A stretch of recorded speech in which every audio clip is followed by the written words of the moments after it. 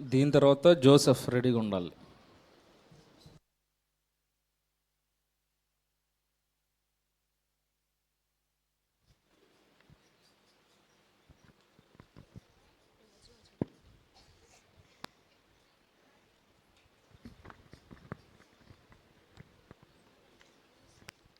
అందరికీ praise lord. ఈరోజు నేను మా క్లాస్లో నేర్చుకున్న ఒక లెసన్ని మీకు చెప్పబోతున్నాను. యెహోవాకు అసహ్యమైనవి 7 గలవు. గంగోత్రి, అసలు యెహోవాకు అసహ్యమైనవి ఏంటి? యెహోవాకు అసహ్యమైనవి 7 గలవు. అవి అహంకార దృష్టి, కలలాడు నాలుక, నిరపరాధులను చంపు చేతులు, దుర్యోచనలు యోచించు హృదయము, కీడు చేటుకు పరిగెత్తు పాదములు, లేని వాటిని పలుకు అబద్ధ సాక్షి, జగడములు పుట్టించువారు. ఫస్ట్ వన్, అహంకార దృష్టి అంటే ఏంటి గంగోత్రి? అహంకార దృష్టికి ఎగ్జాంపుల్గా ఒక కథ చెప్తా విను.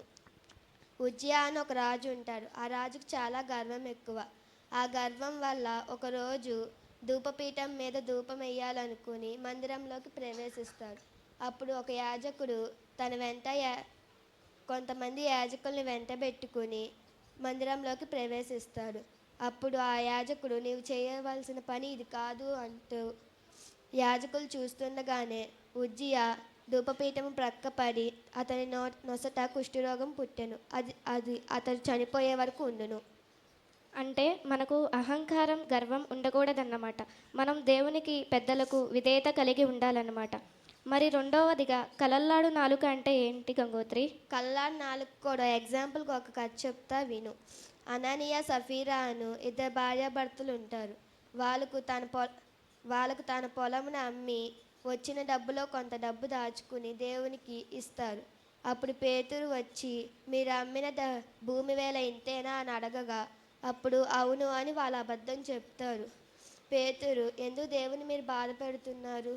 సాతాను ఎందుకు నీ హృదయం ప్రేరేపిస్తుంది అన్న పేతురు మాటలు వింటూనే వాళ్ళిద్దరూ పేతురు పాదాల కింద పడి చనిపోతారు.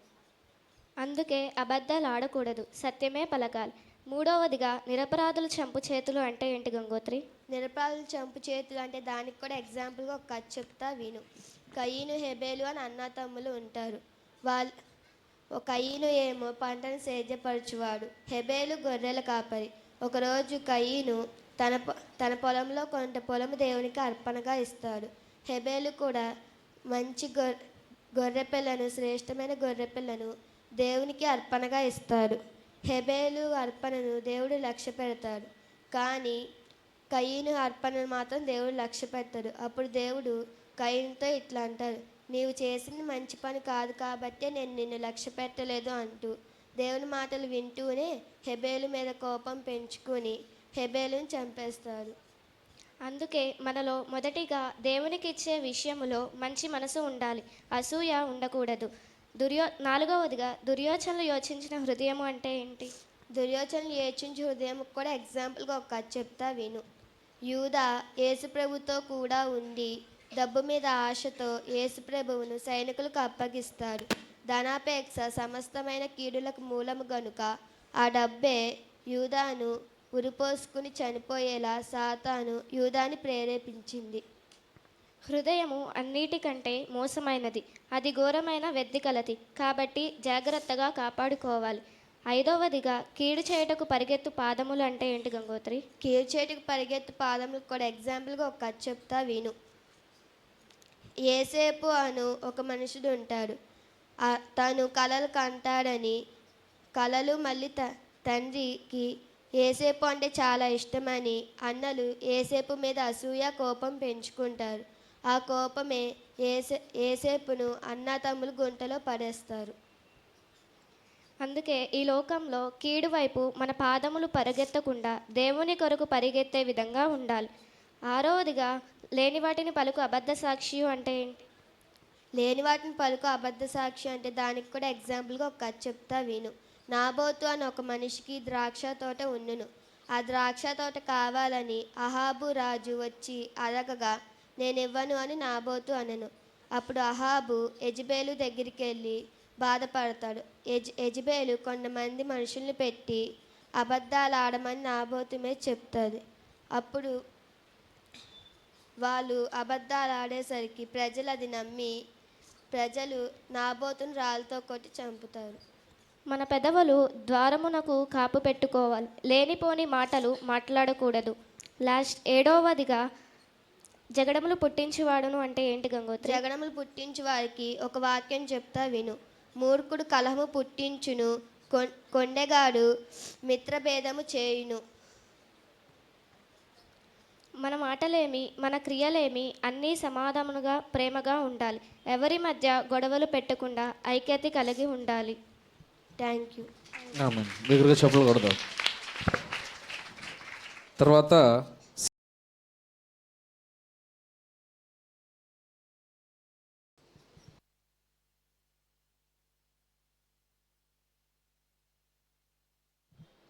తర్వాత క్రిస్సి రెడీగా ఉండాలి.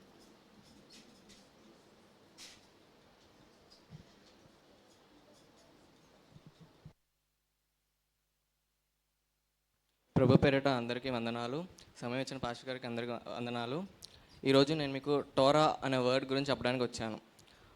టోరా అంటే first 5 books in the Bible. అంటే జెనసిస్, ఎక్సోడస్, లెవిటికస్, నెంబర్స్, డ్యూటోనమీ. ఈ 5 బుక్స్ అనేది ఫస్ట్ టోరా. అయితే ఈ టోరాకి ఇంకొక మీనింగ్ అనేది ఉంది, అదే ఇన్స్ట్రక్షన్స్ అంటే సూచనలు.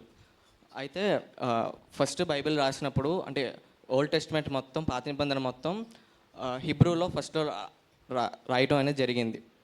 సో హిబ్రూలో మాట్లాడుకుంటే ఈ బుక్స్ అన్నిటికీ ప్రత్యేకంగా వాటి మీనింగ్స్ అనేవి ఉన్నాయి. సో ఫస్ట్ జెనసిస్ చూస్తే ఫస్ట్ జెనసిస్కి ఇన్ ద బిగినింగ్ అని ఉండిద్ది. తర్వాత ఎక్సోడస్కి నేమ్స్ అనే మాట ఉండిద్ది. తర్వాత లెవిటికస్కి టు కాల్ అవుట్ అని ఉండిద్ది. తర్వాత నెంబర్స్కి ఇన్ ద విల్డర్నెస్ అని ఉండిద్ది. తర్వాత డ్యూటోనమీకి ప్రామిసెస్ అని ఉండిద్ది. అయితే ఈ బుక్స్ అన్నీ వరుసగా పెట్టడం బట్టి మీనింగ్స్ అన్నిటిని వరుసగా పెట్టుకుంటూ వస్తే in the beginning this names the lord called out in the wilderness and this are is promises అని ఉండిద్ది. అయితే ఇది ఇంకా ఫుల్గా మీనింగ్ఫుల్గా కాదు. సో ప్రామిసెస్ ఏంటి అనేది చూస్తే టోరా అనే దానికి యాక్చువల్లీ హిబ్రూలో 4 లెటర్స్ ఉంటాయి.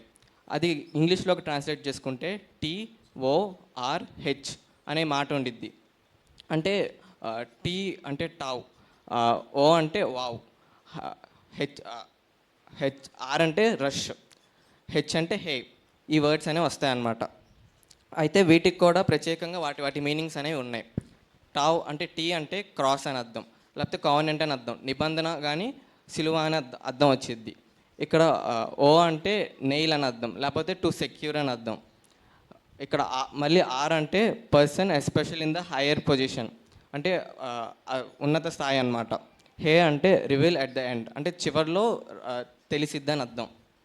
అయితే ఈ టోరా అనేది TORH అనేది వరుసగా దాన్ని కూడా పెట్టుకుంటా వస్తే దానికి కూడా ఒక మీనింగ్ వచ్చింది, the covenant secured by the highest person revealed. అయితే హిబ్రూలో ఇంకొక ప్రత్యేకత ఏంటంటే ఈ వర్డ్కి ముందు నుంచి కాక వెనక నుంచి కూడా దీన్ని చదవచ్చు. వెనక నుంచి చదివినప్పుడు దీనికి ఇంకొక మీనింగ్ వచ్చింది, revealing the highest person nailed to the cross అనేది కూడా వచ్చింది. అయితే ఈ టోరా అనేది ముందు నుంచి చదివినా వెనక నుంచి చదివినా కానీ మీనింగ్ అనేది సిమిలర్గానే ఉంది, కానీ ఇక్కడ ఇంకా ఇంకంప్లీట్ సెంటెన్స్ అనేది ఉంది. సో ఆ ఇంకంప్లీట్ సెంటెన్స్ ఏంటిదంటే జెనసిస్లో ఫస్ట్ రాసినప్పుడు ఎవ్రీ 49 లెటర్స్కి హిబ్రూ లాంగ్వేజ్లో ఫస్ట్ టీ వచ్చింది, తర్వాత మళ్ళీ 49 లెటర్స్కి ఓ వచ్చింది, మళ్ళీ 49 లెటర్స్కి ఆర్ వచ్చింది, మళ్ళీ 49 లెటర్స్కి హెచ్ అనేది వచ్చింది. సో టోరా అనేది పాయింట్ అయ్యిద్ది అనమాట హిబ్రూలో. సేమ్ యాజ్ ఎక్సోడస్కి కూడా అంతే ఉండిద్ది. ఎక్సోడస్కి కూడా 49 లెటర్స్కి టీ వచ్చిద్ది, ఓ వచ్చిద్ది, ఆర్ వచ్చిద్ది, హెచ్ వచ్చిద్ది.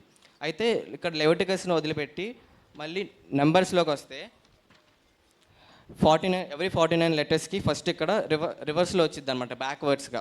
అంటే ఫస్ట్ హెచ్ వచ్చిద్ది, తర్వాత ఓ వచ్చిద్ది, తర్వాత ఫస్ట్ హెచ్, తర్వాత ఆర్, తర్వాత ఓ, తర్వాత టీ వచ్చిద్ది. సో రివర్స్లో స్పెల్ అయ్యిద్ది అనమాట. సేమ్ యాజ్ డిటోనమీలో కూడా అంతే రివర్స్లో వచ్చిద్ది అనమాట వర్డ్స్ అనేవి. సో జెనసిస్, ఎక్సోడస్ అనేది ముందుకి పాయింట్ అవుతాయి, నెంబర్స్, డిటోనమీ అనేది బ్యాక్ సైడ్ నుంచి చదువుతారనమాట. సో ఎందుకు ఈ రెండు ముందుకి వెనక్కి వస్తే మధ్యలో ఒక బుక్ ఉండిద్ది లెవిటికస్ అని. ఇక్కడ లెవిటికస్లో ఎవ్రీ 7 లెటర్స్కి ఒకసారి YHWH అనే వర్డ్ వచ్చింది. దీన్ని హ్యావే అంటారు. హిబ్రూలో యెహోవా అని అర్థం దీనికి యాక్చువల్ మీనింగ్. దీనికి యాక్చువల్గా ప్రొనౌన్సియేషన్ అనేది లేదు. సో దాన్ని అలాగే పిలవాలి, WHYHWH అనేది పిలవాలి. సో మొత్తాన్ని కలిపి చదివితే the covenant secured by the highest person revealed I am. Yahweh అంటే ఐఆమ్ అని అర్థం హిబ్రూ లాంగ్వేజ్లో meaning. Revealing the highest person nail to the cross. ఇక్కడ రెండింటిని కలిపి చదివితే స్టార్టింగ్లో చదివినప్పుడు ప్రామిసెస్ అని ఉంది. సో ఆ ప్రామిసెస్కి దీనికి కలిపి చదివినప్పుడు ఇన్ ద బిగినింగ్